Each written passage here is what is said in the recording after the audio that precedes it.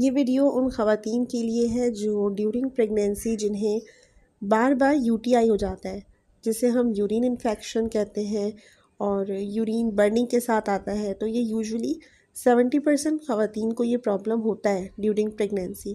तो दौरान हमल ही ये प्रॉब्लम क्यों होता है और इसका क्या इलाज है, इसमें आपको कौन सी डाइट लेनी है, क्या आपके जो बेबी है उसको कोई नुकसान पहुंच सकता है अगर आपको बार बार यूरिन इन्फेक्शन हो रहा है, और आपके लिए क्या ख़तरात हैं, क्या आप प्री टर्म लेबर में जा सकती हैं। तो आज की ये वीडियो इसी टॉपिक को कवर करेगी। मैं हूँ डॉक्टर हेरा कोमल और प्रेगनेंसी इशूज़ के बारे में ख़वातीन को जो डिफरेंट टॉपिक्स होते हैं, इशूज़ होते हैं, इस हवाले से गाइड करती हूँ। यूरिन इन्फेक्शन का सबसे पहले पता कैसे चलेगा? अगर आपकी प्रेगनेंसी है तो प्रेगनेंसी हार्मोन्स की वजह से आपको यूरिन इन्फेक्शन हो सकता है। इसका जो मेन रीज़न है वो ये है कि ड्यूरिंग प्रेगनेंसी आपकी जो वजाइनल पीएच है वो बेसिक हो जाती है, जिसे हम कहते हैं अल्कलाइन होना। और यूजुअली जब आप हमल में नहीं होती, प्रेगनेंसी में नहीं होती, तो जो एक औरत होती है उसकी जो वजाइना होती है उसकी पीएच स्लाइटली एसिडिक होती है। स्लाइटली एसिडिक होने की वजह से जो बैक्टीरिया होते हैं तो वो वजाइना पर हमला नहीं करते या वजाइना के अंदर नहीं जाते। लेकिन दौरान हमल आपकी वजाइना की जो पीएच है जब वो चेंज होती है, एसिडिक से बेसिक की तरफ आती है, तो बेसिक और अल्कलाइन पीएच पर कोई भी जरासीम आसानी से हमला कर सकता है। तो मामूली सा इन्फेक्शन भी आपको यूटीआई दे सकता है। तो इसीलिए प्रेगनेंसी के दौरान जो वजाइनल इन्फेक्शन होता है या यूटीआई होता है वो ज़्यादा होता है, क्योंकि ये सवाल काफ़ी औरतें करती हैं कि हमें प्रेगनेंसी में ही क्यों वजाइनल इन्फेक्शन हो जाता है या यूटीआई हो जाता है। तो इसका रीज़न ये है कि आपकी वजाइना की पीएच की चेंजिंग की वजह से। अब दूसरा सवाल ये है कि आप किस तरह से एहतियात कर सकती हैं। एहतियात ये है कि आप जो कॉटन के अंडरवेयर्स होते हैं, अंडरगारमेंट्स होते हैं, उसको वेयर करें। प्राइवेट पार्ट्स को ज़्यादा से ज़्यादा हाइजेनिक रखें।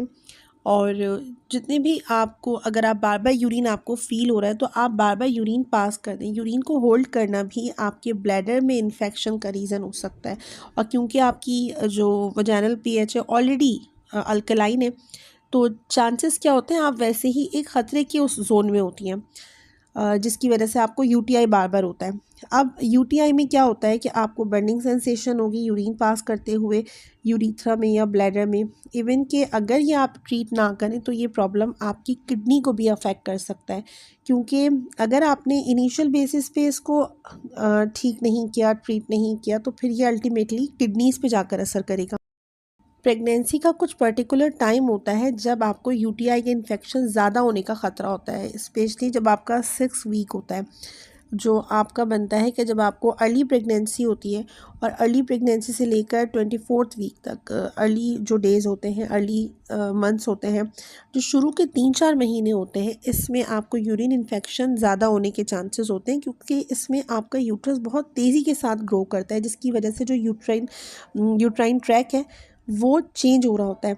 और आपके ब्लैडर पे भी वज़न पड़ रहा होता है और आपके रेक्टम पे भी वज़न पड़ रहा होता है, जिसकी वजह से जो प्रेशर है वो एक ऐसा एटमॉस्फेयर बना देता है जिससे आपका इम्यून सिस्टम सप्रेस हो जाता है और आपको जो इन्फेक्शन है वो उसके ख़तरात बढ़ जाते हैं। तो इस टाइम पर आपको सबसे अच्छा जो टेक केयर करनी है वो हाइजीन का ख्याल रखना है। अगर आपको यूरिन पास करते हुए बर्निंग सेंसेशन हो रही है और वहाँ पे इचिंग की कंडीशन है, तो आपको अपनी जो गायनेकोलॉजिस्ट है उससे ज़रूर डिस्कस करनी चाहिए। स्पेशली अगर आपको यूरिन पास करते हुए मामूली सा भी ब्लड आए यूरिन के अंदर, तो ये चीज़ जो है वो अल्टीमेटली मेडिकल इमरजेंसी है। क्योंकि जब इनिशियल बेसिस पे आपको यूरिन इन्फेक्शन होता है या बर्निंग सेंसेशन होती है यूरिन पास करते हुए, तो आपको पता नहीं चलता। यूजुअली बहुत सारी ख़वातीन इसको इग्नोर भी कर देती हैं। लेकिन अगर आपको यूरिन पास करते हुए ज़रा सा भी ब्लड आता है तो आपको फ़ौरन जो है वो अपनी डॉक्टर के पास उसको बताना है। उसके साथ साथ अगर यूरिन में स्मेल फ़ील हो रही है, स्ट्रॉन्ग स्मेल का यूरिन हो गया है, तो ये भी यूरिन इन्फेक्शन की अलामत है। अगर आपको यूरिन होल्ड नहीं होता, आप यूरिन पास करने जाती हैं वॉशरूम की तरफ, लेकिन उससे पहले ही आपका यूरिन पास हो जाता है, तो ये भी यूरिन इन्फेक्शन की अलामत है।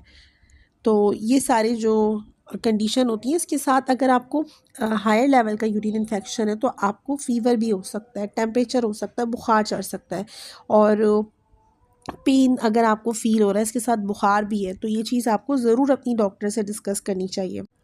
अब डॉक्टर डायग्नोस कैसे करवाएगी? वो आपका सिंपल सा यूरिन दिया करवाएगी। ये एक सिंपल सा यूरिन टेस्ट होता है, आपको अपना यूरिन लैब में देना होता है। वो 24 घंटे के अंदर रिपोर्ट आ जाती है। तो जो यूरिन एनालिसिस की रिपोर्ट है उसमें भी आपके रेड ब्लड सेल्स आ सकते हैं। हो सकता है कि आपको यूरिन पास करते हुए वो आँखों से नज़र ना आए कि उसके अंदर ब्लड है, लेकिन हो सकता है कि वो यूरिन डीआर में आ जाए कि आपके यूरिन में ब्लड पार्टिकल्स भी जा रहे हैं। तो इसमें डॉक्टर आपको एंटीबायोटिक्स के कोर्स देगी, 7 दिन 5 दिन का कोर्स देगी, जो आपको पूरा ज़रूर करना है, क्योंकि अगर आपने बीच में कोर्स छोड़ दिया तो उस वक्त आपका जो मामला है ना वो बिगड़ सकता है, क्योंकि बिगड़ने के बाद ना फिर ये प्रेगनेंसी को अफेक्ट कर, क्योंकि जब यूरिन इन्फेक्शन को प्रॉपर ट्रीटमेंट ना मिले तो फिर प्री टर्म लेबर भी हो सकता है, और आपके बच्चा जो है वो IUGR में भी जा सकता है, जैसे हम इंट्रायूट्राइन ग्रोथ रिटार्डेशन कहते हैं, या बच्चा कोई और तरह की कॉम्प्लिकेशंस भी हो सकती हैं। तो कभी कभार डॉक्टर क्या करती हैं, यूरिन दिया के बाद या यूरिन दिया के साथ ही एक और टेस्ट करवाती हैं, जिसे हम यूरिन कल्चर टेस्ट कहते हैं। इसमें जिस टाइप का बैक्टीरिया जिसने यूरिन इन्फेक्शन किया है, जो यूजुअली इकोलाई बैक्टीरिया होता है, तो ये जो बैक्टीरिया होता है इसको ख़त्म करने के लिए जो मोस्ट इफ़ेक्टिव मेडिसिन है वो भी आपको डॉक्टर को मालूम हो जाती है, ताकि वो आपकी बेस्ट ट्रीटमेंट करवा सके, और यूजुअली इनिशियल बेसिस पे ही ये चीज़ ख़त्म की जा सके। तो सिंपल यूरिन डीआर से पता चलता है कि क्या क्या प्रॉब्लम है। हो सकता है कि आपकी यूरिन झागदार आ रही हो, फॉगी हो, तो इस कंडीशन में भी आपको यूरिन इन्फेक्शन हो सकता है। यूरिन पास करते हुए दर्द हो रहा है, जलन हो रही है, बर्निंग सेंसेशन हो रही है, बुखार चढ़ रहा है, यूरिन का कलर चेंज हो रहा है, ये सारी अलामतें मिलाकर यूरिन इन्फेक्शन की अलामत हो सकती हैं। इस कंडीशन में आपकी डॉक्टर आपको एंटीबायोटिक्स का कोर्स कहेगी, साथ में आपको बहुत ज़्यादा पानी पीना है। चाहे आपको बार बार यूरिन पास करना पड़े, लेकिन आपको अपने यूरिथ्रा को क्लियर करने के लिए, अपना ब्लैडर को क्लियर करने के लिए आपको ज़्यादा से ज़्यादा हाइड्रेटेड रहना है। 14 ग्लास 15 ग्लास आपको पानी पीने, ताकि आपका जो इन्फेक्शन है वो जल्द अज जल्द ट्रीट हो सके। इसके साथ आपको जो क्रैनबेरी के साशे होते हैं वो भी आप इस्तेमाल कर सकती हैं। रेस्पबेरी है, ब्लूबेरी है, जितनी भी टाइप की बेरीज़ होती हैं ये ख़वातीन में जो यूरिन इन्फेक्शन होता है उसको ख़त्म करने में बहुत हेल्पफुल होती हैं। जो स्ट्रॉबेरीज़ होती हैं, तो अगर ऐसा मौसम है जो ये अवेलेबल हो तो आप ये ज़रूर खाएं। साथ में प्रोबायोटिक के तौर पे आप दही का इस्तेमाल कर सकती हैं।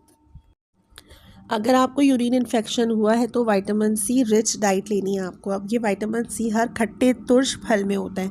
लेमन पानी का इस्तेमाल आप कर सकती हैं, और आप जो नींबू होता है, इसके अलावा जो नारंगी है, ऑरेंजेस हैं, ग्रेप फ्रूट्स हैं, इसका इस्तेमाल कर सकती हैं। तो ये जूसेस आप पीजिए, तो कम से कम आपको at least 500 milligrams vitamin C per day के हिसाब से लेनी चाहिए, जिसके अंदर बीटा कैरोटीन भी मौजूद होता है, और जिंक आपको लेना चाहिए। जिंक भी बहुत अच्छी अमाउंट में जो है आपके यूरिन इन्फेक्शन से आपको बचाता है।